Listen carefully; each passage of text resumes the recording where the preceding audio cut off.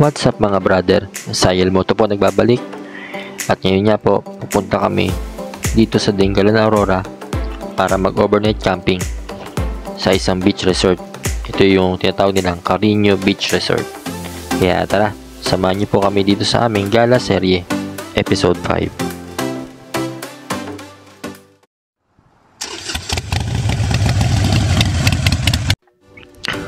Bali, 9:30 AM na kami umalis dito sa Marilao at ang estimated na takbuhin namin is 166 km at ang tansya namin ay aabutin kami ng around 3 to 4 PM bago makarating mismo sa Dingalan.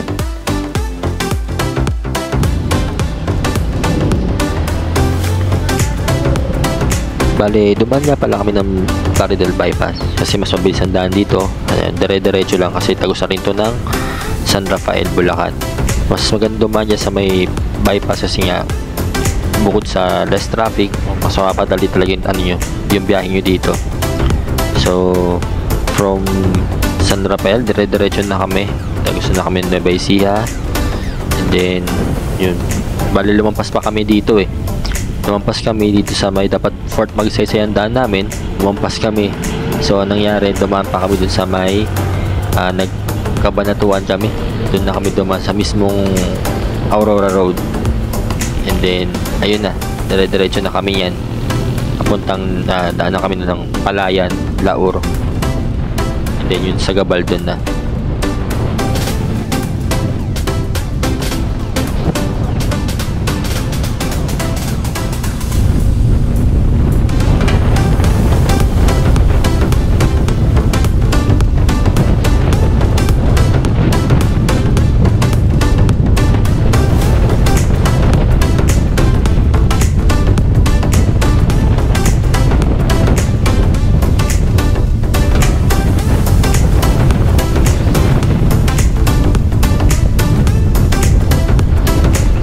Grabe dito sa Palayan City, yung kalsada nila ang sarap dumaan kasi halos walang lubak.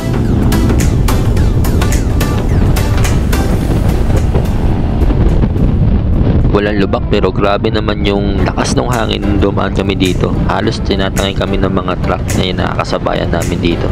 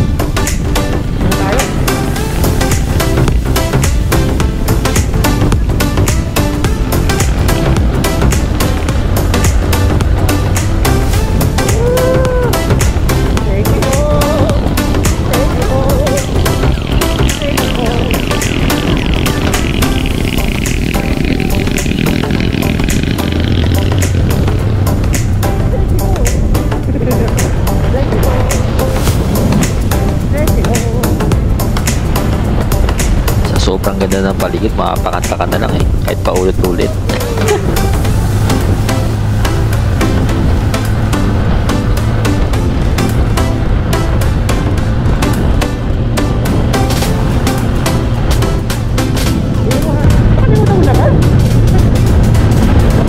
Nakalimutan mo na yan.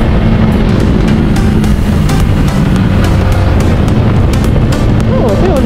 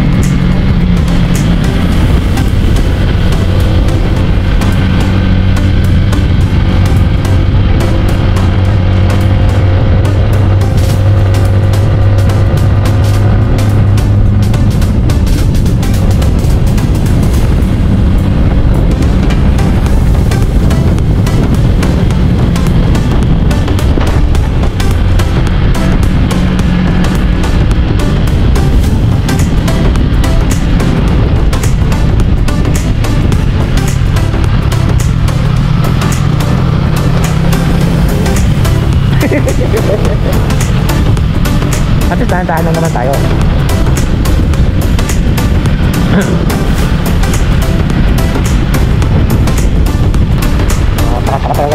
Thank you.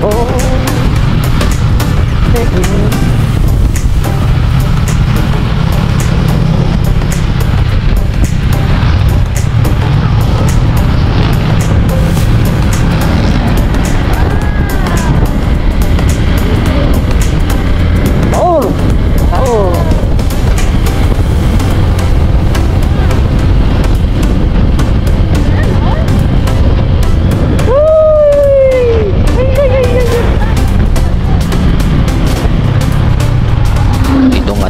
Dyan na si Mrs. na huminto kami para mag picture daw siya kasi di talaga sa araw-araw makakakita ka ng ganitong kagandang tanawin eh.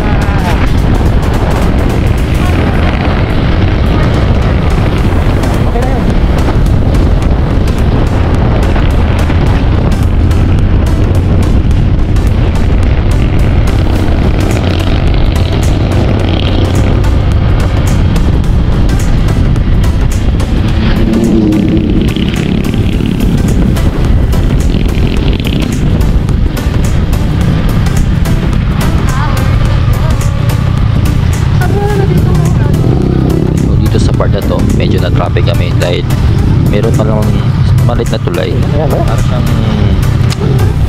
naka-one-way siya. Kaya so kung dadaan kayo rito, expect nyo na rin yung traffic.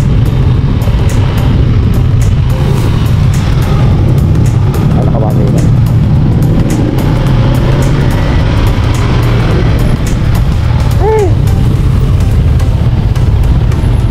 Iba kami at rin na ito. Kaya winawan din nila.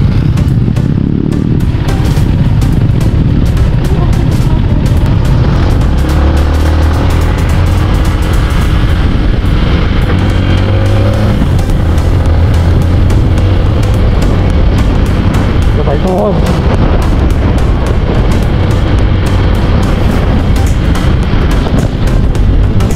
Yan sana yung labas namin kung sakali hindi namin nalampasan yung Fort Magsaysay. Di bali, meron pa naman next time eh.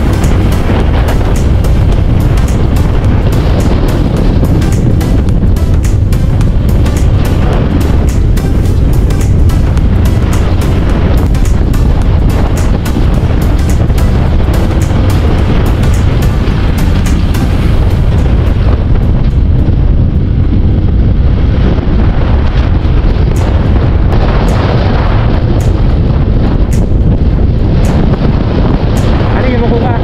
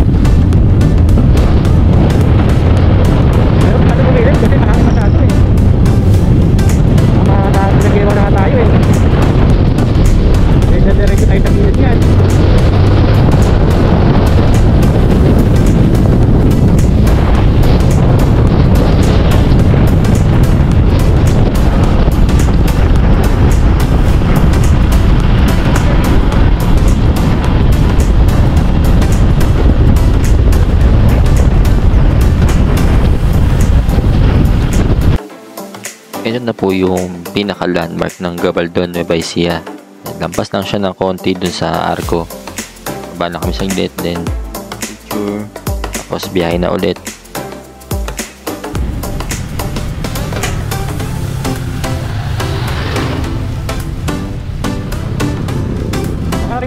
Ito naman yung isa sa mga dinadayo dito sa Gabaldon, yung Labi River. So di na kami huminto para mag-picture dahil medyo lumalakas na yung ambon dito eh. Tsaka mabanggit ko na lang din pala yung Calabasa River, no. Nandaan namin siya kanina, kaso nga lang ang saklap kasi na-delete ko yung video. So ayun, bale next time na lang ulit.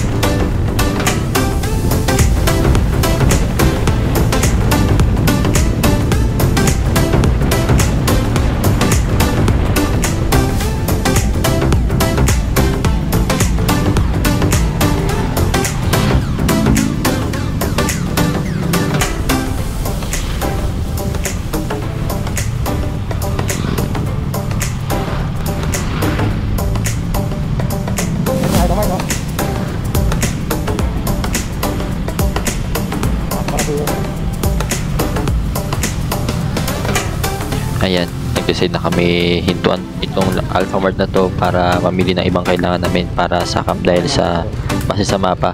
Ito na yung last na makikita namin na Alphamart dito bago mag-Dingalan mismo.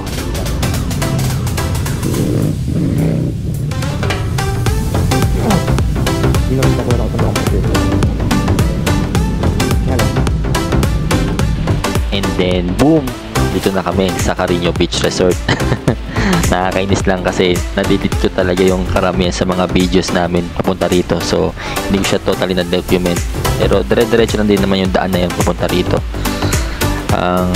Bali, bagitin ko na lang din dito yung naging ano namin, entrance fee. Bali, mag-overnight kami dito. 100 each sa overnight. Siguro kapag day lang, 50 pesos. Yun ang ano nila. So dito yun, 100 pesos each sa overnight, and then yung kanilang 10 pichi may bayad din. 350 pesos ang siningil sa amin, although meron naman kami sariling dalang tent. Pero yun, depende pa rin yun sa laki ng tent ninyo. So kung mabayad yun ng 350, meron din naman silang pinaparent doon. Yun, kasama na yun doon. Kasi since meron kami dala, yun ang gagamitin namin. So dagdag ko na lang din marami kang mabibilan dito ng mga tindahan. So yung mga kailangan nyo mabibili nyo rin dito. And then dito mismo sa resort, mayroon silang libre na yung ihawan, and then yung kanilang dito, yung stove yan. Libre yung gamit nila dito. Lalagyan mo na lang ng butane, bibili ka sa kanila worth 100 pesos. Ayan. So yun, ma-access mo naman yung mga meron silang wifi dito. Yan, yung bendo. Good thing yun. Plus yun.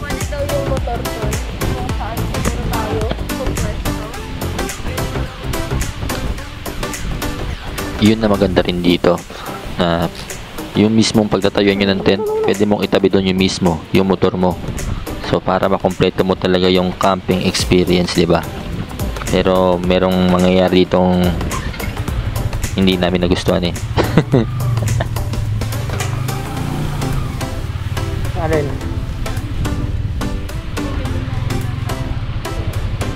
Ito ba beso kay Sandal?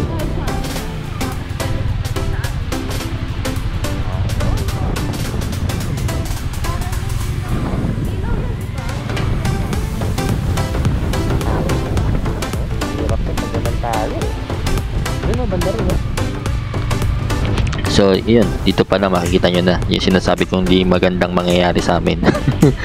Sobrang lakas ng hangin. Actually, yung mismo naman sa reception, yung nakausap namin yung lalaki to, nagsabi naman sa amin na hindi kami taga makakapagluto rito malapit doon sa tent kasi nga sobrang lakas ng hangin nung araw na to na pumunta kami. So, yun yung part na medyo kinabahala namin kasi nga baka yung tent namin mismo hirapan kaming itayo. So yun, next time ko na sa part 2 na lang nito ko babanggitin yun, kung at makikita nyo rin naman yung gagawin namin para maitayo lang namin yung tent namin. Yung pagkain. Tingin ako ng batuhan nila. Ito.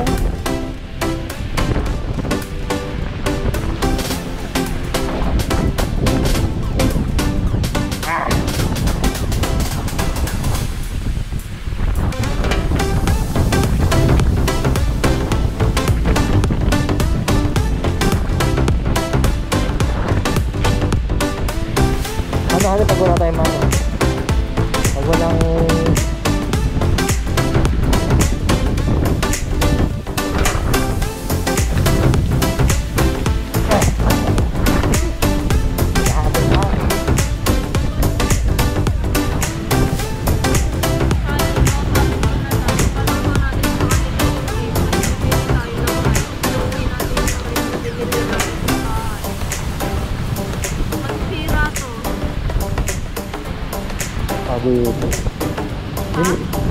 dapat paltihan lang natin kung meron silang ano, baka meron silang.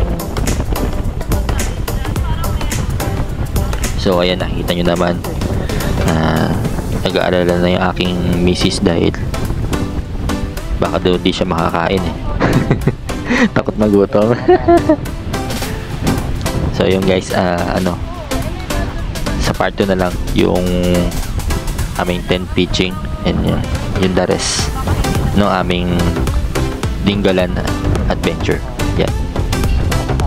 Salamat sa panonood.